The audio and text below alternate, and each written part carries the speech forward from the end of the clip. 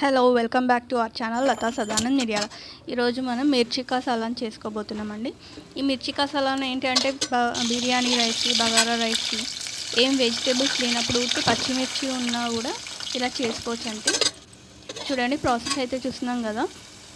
First పచ్చిమిర్చి అయితే కాటు పెట్టుకొని ఆయిల్లో కొంచెం ఫ్రై చేసుకున్న తర్వాత దాంట్లోనే ఆనియన్, కరివేపాకు వేసేసి కొంచెం అవి వేగిన తర్వాత అల్లం వెల్లుల్లి, పసుపు, అది కూడా వేగిన తర్వాత కారం, ఉప్పు వేస్తున్నాను.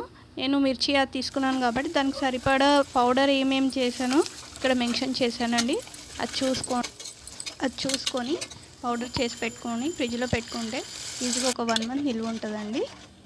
ఇన్స్టెంట్ కర్రీస్, వెజిటేబుల్స్ లేనప్పుడు ఇలాంటి గ్రేవీ కర్రీ ఒకటి చాలా టేస్టీగా ఉంటుందండి. చాలా ఫాస్ట్ రెసిపీ, మోస్ట్లీ 20 minutesలో అయిపోతుందండి. కర్రీ మాత్రం ఒక పక్క రైస్, ఒక పక్క కర్రీ పెట్టుకుంటే